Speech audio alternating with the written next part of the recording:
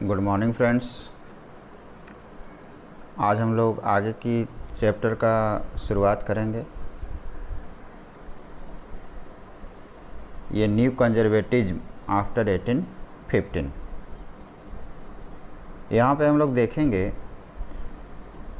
कि नेपोलियन को हराने के बाद यूरोप में कौन सी शासन व्यवस्था आई, नेपोलियन कैसे हारा, नेपोलियन के बाद कौन कौन से बदलाव हुए यूरोप में, इस चीज़ को हम लोग पढ़ेंगे।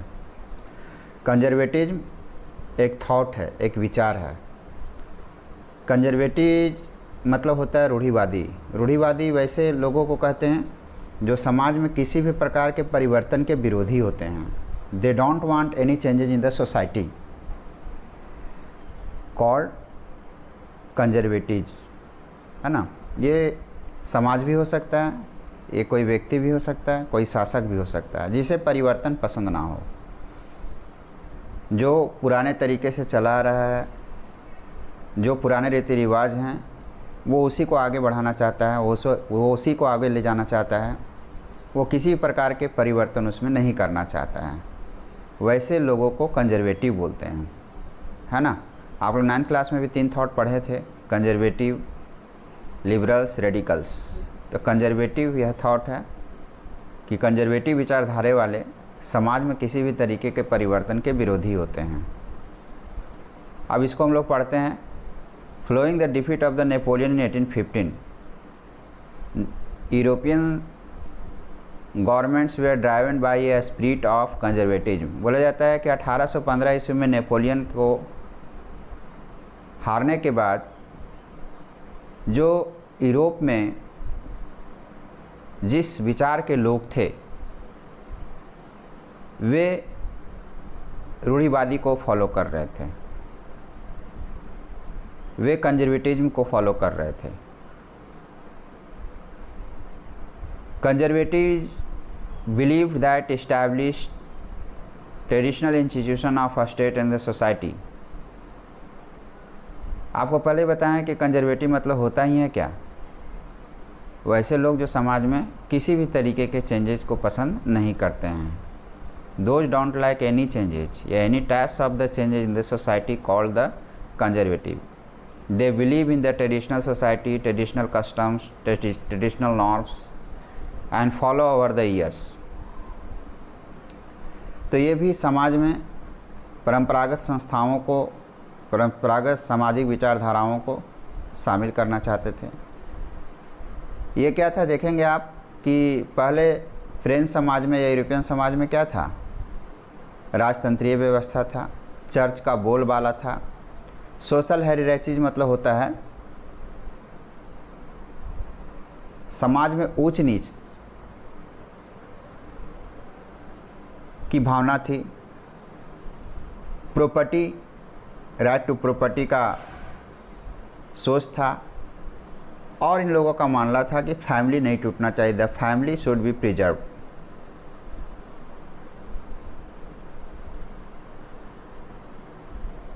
तो यहाँ पे वे लोग पुराने चीज़ों को फिर से यूरोप में लाना चाहते थे। देखो, नेपोलियन लिबरल मोनार्च था, उदारवादी। 2 तरह के मोनार्च होते हैं, एक एब्सोल्यूटिस्ट बोल सकते हैं उसको, कंजर्वेटिव बोल सकते हैं उसको, दूसरा लिबरल्स होते हैं। तो नेपोलियन लिबरल मोनार्च था। कैसे? क्योंकि वह बहुत सारे परिवर्तन को लाया था। They brought many change in the European society. That's why the Napoleon called the architect of the European society, modern architect of the European society. आधुनिक जनक है वो यूरोपीय समाज का। पहले भी हम क्वेश्चन लिखवा चुके हैं।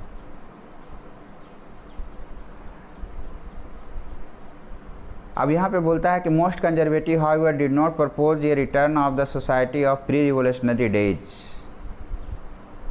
जब फ्रांस में क्रांति हुआ, फिर 1830 ईस्वी में जुलाई क्रांति हुआ, पहले 14 जुलाई 1789 में हुआ, फिर 1830 में हुआ, फिर 1848 में हुआ।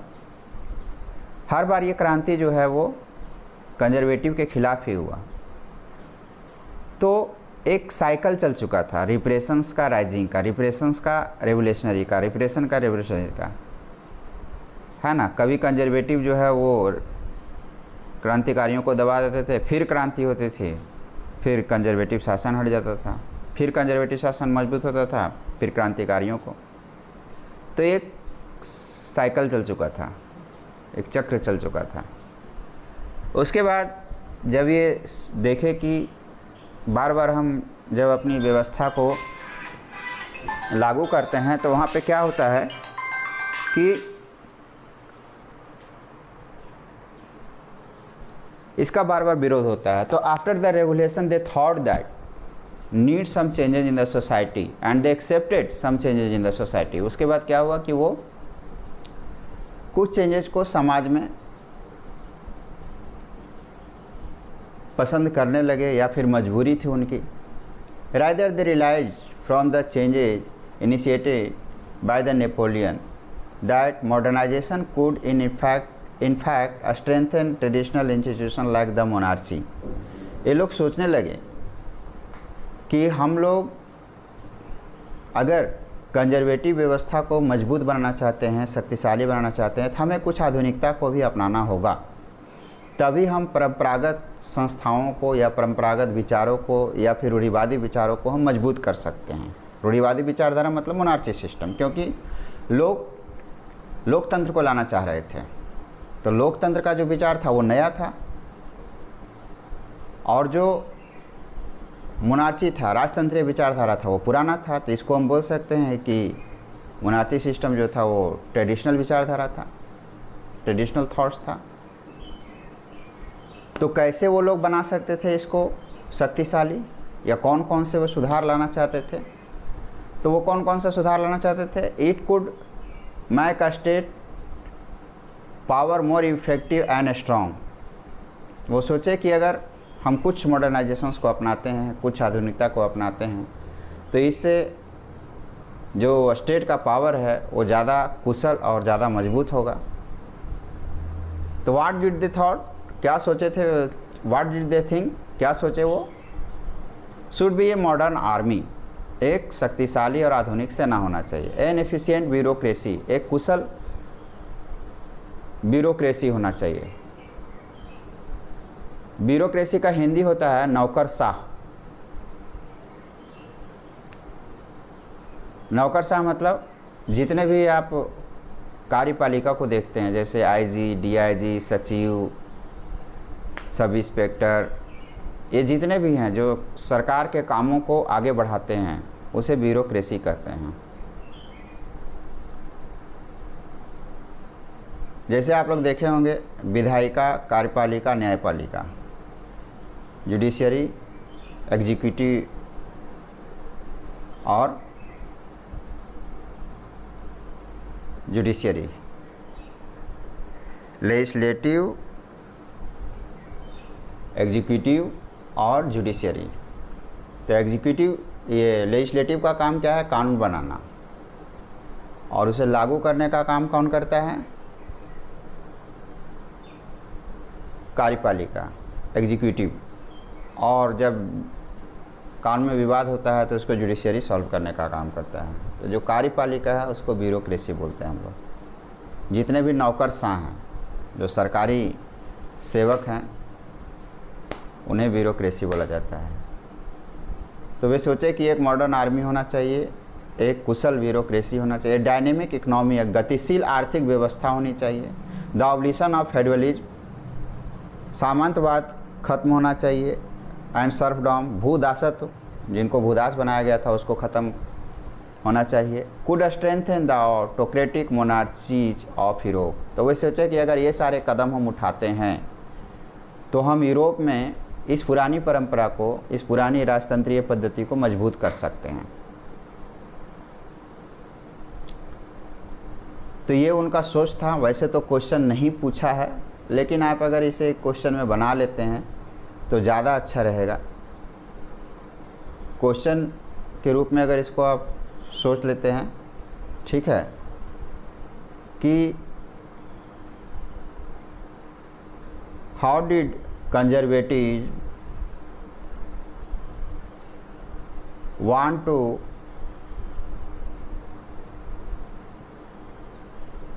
make a state more powerful, effective and strong। कैसे कंजर्वेटिव जो है राज्य को अधिक शक्तिशाली, कुशल और मजबूत बनाना चाहते थे।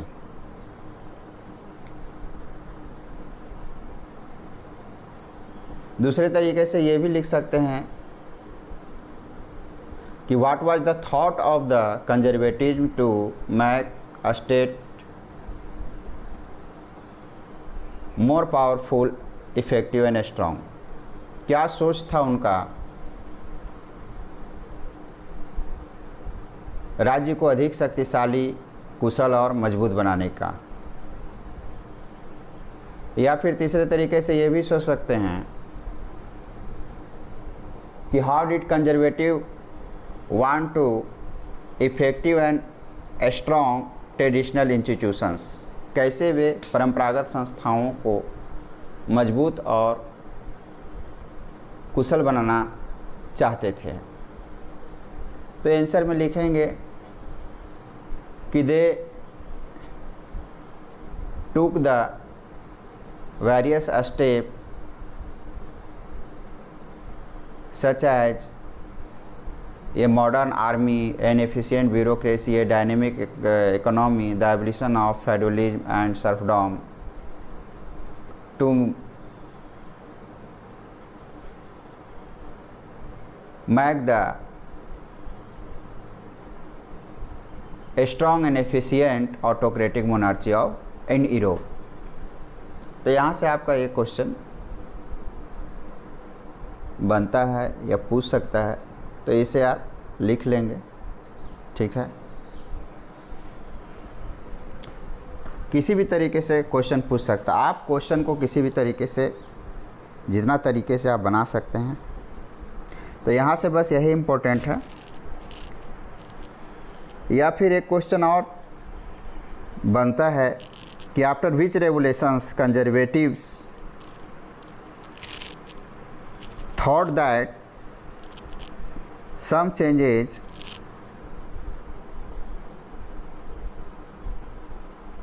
need in the society। किस क्रांति के बाद रूढ़िवादी लोग समाज में कुछ परिवर्तन के लिए तैयार हो गए या ज़रूरी समझने लगे। तो वहाँ पे लिख सकते हैं आफ्टर फ्रेंच रेवोल्यूशन।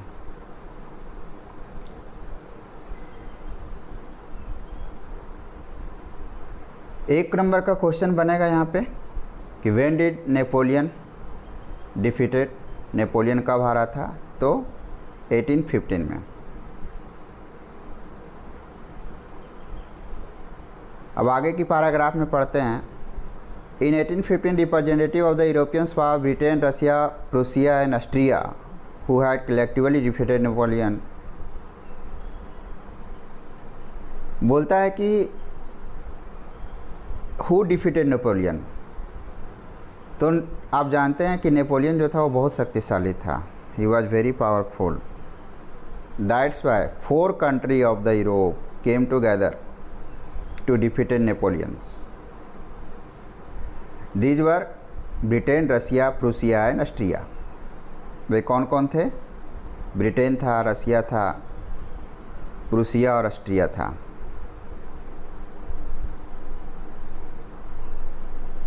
पूछ सकता है क्वेश्चन में, तो इस क्वेश्चन को आप लिख लेंगे।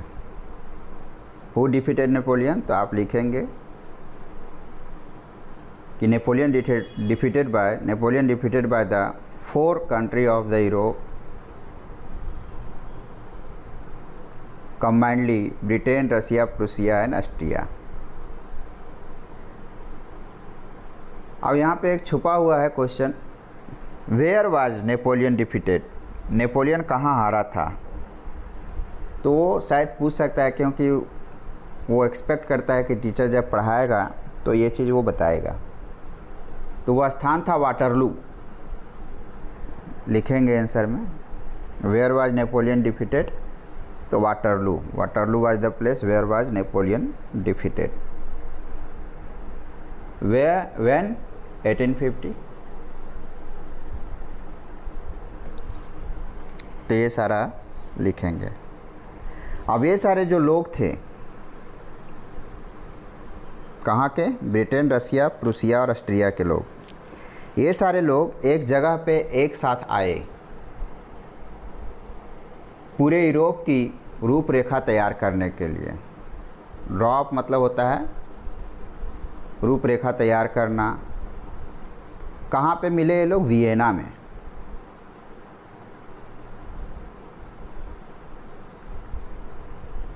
The Congress was hosted by the Austrian chancellor duke Metternich.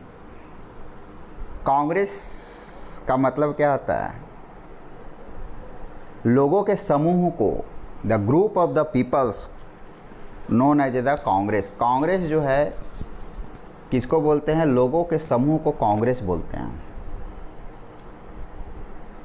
तो लोगों के समूह, ये 4 देशों के जो लोग थे वो समूह बनाकर कहाँ मिले, वियना में। इसलिए इसे वियना कांग्रेस के नाम से भी जाना जाता है। तो यहाँ पे क्वेश्चन बनेगा, when was held Vienna congress, तो 1815। दूसरा यहाँ पे ये पूछ रहा है, who hosted the Vienna Congress, कौन उसका अध्यक्षता किया था। तो ऑस्ट्रिया का चांसलर था ड्यूक मैटरनिक। अब एक नंबर में ये भी पूछ सकता है कि हु वाज ड्यूक मैटरनिक, तो वहाँ पे लिखेंगे Duke Metternich was the Austrian chancellor. ये सारा एक नंबर का क्वेश्चन यहाँ से बनेगा।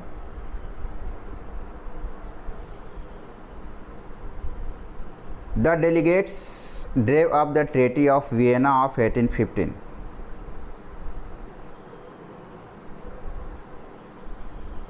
तो यहाँ से आप ये भी पूछेगा कि when was happen the treaty of Vienna, तो 1815।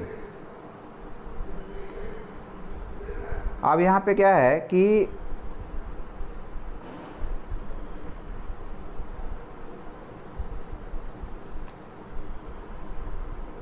यहाँ पे लोग बैठे कोई उद्देश्य के लिए बैठे होंगे। तो object of undoing most of the changes that had come about in Europe during the Napoleonic war. ये लोग विरोधी थे नेपोलियंस का। ये लोग नेपोलियन को पसंद नहीं करते थे, और जब हम कोई आदमी से नफ़रत करते हैं तो उसके हर सामान से, हर वस्तु से, हर उसके एक्टिविटी से नफ़रत करते हैं। तो इनका मेन ऑब्जेक्टिव था कि नेपोलियनिक वार के दौरान या नेपोलियन के दौरान जो जो भी परिवर्तन लाया गया था उसको ख़त्म करना। अनडूइंग मतलब होता है समाप्त करना।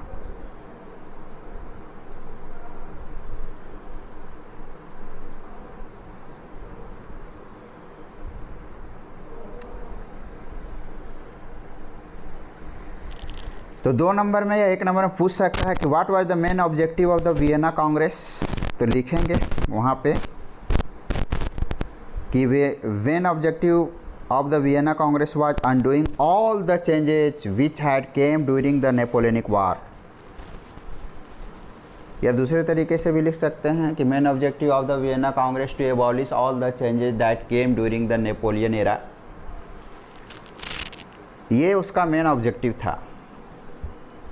नेपोलियनिक वार के दौरान या नेपोलियनिक युग के दौरान जितने भी परिवर्तन हुए उन सब को समाप्त करना।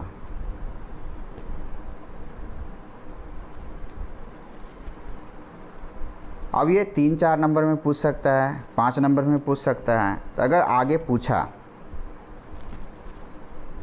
है ना, तो फिर और आगे आपको लिखना होगा।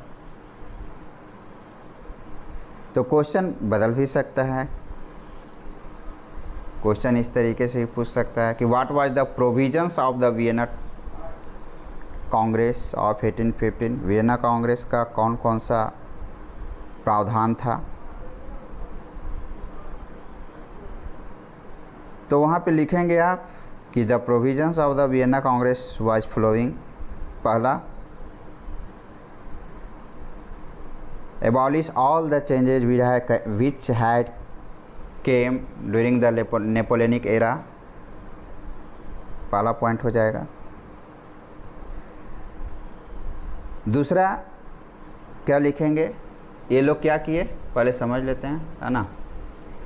The Bourbon dynasty which had been dispose during the French revolution was restored to power. आप देखेंगे फ्रेंच रेवोल्यूशन के समय, जो लुई 16वां के समय हुआ था फ्रेंच रेवोल्यूशन 14 जुलाई 1789, 14 जुलाई 1789 को, उस दौरान क्या हुआ था, लुई 16वां को फांसी पर लटका दिया गया था। और लुई 16वां किस डायनासिटी से बिलोंग कर रहा था, बार्बन डायनासिटी से। उसको क्रांतिकारी लोग उस डायनेसिटी को ही समाप्त कर दिया था। और ये जो वियना वाले थे वो कंजर्वेटिव थे, और कंजर्वेटिव जो है वो पुरानी सोच के थे, वो पुरानी संस्था को फिर से लाना चाहते थे। तो ये लोग क्या किए, रीस्टोर किए किसको, बार्बन डायनेसिटी को। तो दूसरा लिखेंगे कि they restore the Bourbon dynasty in the France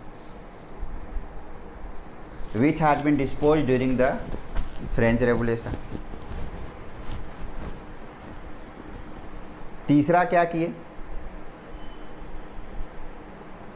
Napoleon जो है अपने कार्यकाल में बहुत सारे नाइबर्स कंट्री को जीत चुका था, उसके क्षेत्रों को जीत करके फ्रांस में मिला चुका था।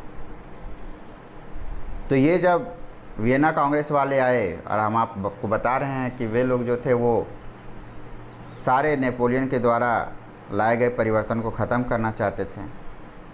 तो जितना फ्रांस में मिलाया गया था दूसरे देशों के टेरिटोरी को, वो छीन लिया गया। तो नेक्स्ट पॉइंट क्या हो जाएगा, France lost the territory it had annexed under Napoleons, है ना। क्या हुआ कि फ्रांस जो है वो सारे क्षेत्रों को खो दिया जो नेपोलियंस छीन करके फ्रांस में मिलाया था। आ रहा समझ में, France lost its territory which was annexed under the Napoleonic war, इस तरह से भी लिख सकते हैं। नेक्स्ट पॉइंट क्या होगा,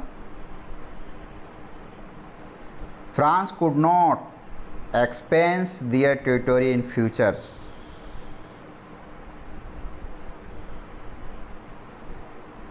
ये series of the state were setup on the boundary of France, है ना। फ्रांस भविष्य में अपना क्षेत्र का विस्तार नहीं कर सके, इसलिए बहुत सारे राज्यों की श्रृंखला उसके बाउंड्री पे सेटअप कर दिया गया। सच एज जैसे the kingdom of Netherland which included Belgium was set up in the north. Kingdom of Netherland के साथ किसको मिला दिया गया, बेल्जियम को, और उसको कहाँ सेटअप कर दिया गया, फ्रांस के उत्तर में, है ना। अभी आपको बताया कि in future France could not expand their territory, that's why a series of a state was setup on the boundary of France. पहला क्या हुआ, सीधा लिखेंगे, Belgium included with the kingdom of Netherland and setup on the north. दूसरा है Geneva was added to Piedmont in the south, है ना। जनेवा ये सिंपल है, जनेवा ऑलरेडी सिंपल है कि जनेवा वाज एडेड पिडमॉन्ट, जनेवा को किसके साथ मिला दिया गया, पिडमॉन्ट के साथ। उसको कहाँ सेटअप किया गया, साउथ में, है ना। Prussia was given western frontiers, है ना। बस इतना ही लिखना है ताकि आपको याद भी तो करना ना। Austria was given control of northern Italy, है ना।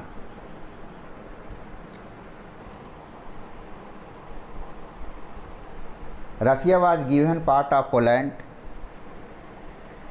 ईटीसी, बस, है ना। क्या क्या है, Belgium included with the kingdom of Netherland and set up in the south, in the north. Geneva was added with Piedmont and set up in the south. Prussia was given western frontiers. Austria was given northern Italy. Russia was given part of Poland, है ना। ये अगर 5 number में पूछता है तो आपको इतना लिखना है, 4 नंबर में पूछ सकता है, लेकिन आपको मेन चीज़ें जानने हैं। पहला क्या है, abolish all changes which had come during the Napoleonic era. दूसरा, they restore the Bourbon dynasty in the France. तीसरा, France lost its territory which had annexed during the Napoleonic era. चौथा, France could not expand their territory in future. That's why a series of the states set up on the boundary of France, such as the Kingdom of Netherlands with the Belgium was set up in the north. Geneva with Piedmont was set up in the south. Prussia was given western frontier. Austria was given northern Italy. Russia was given part of Poland. इस तरीके से छोटे छोटे रूप में आप इसे लिख लेंगे, है ना। अब आज यहीं रुकते हैं, है ना। आगे की पढ़ाई फिर आगे करेंगे।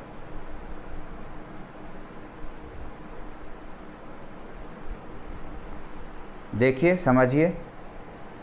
आपको कोई परेशानी होता है तो कमेंट में लिखिए। मन करता है सब्सक्राइब भी कीजिए, और ज़्यादा मन करता है तो शेयर भी कीजिए। नहीं मन करता है तो आप अपने क्लास को एंजॉय कीजिए, लेकिन कमेंट थोड़ा कीजिए, है ना। कमेंट करना ठीक है, अच्छा है, बुरा है, क्या है। Thank you.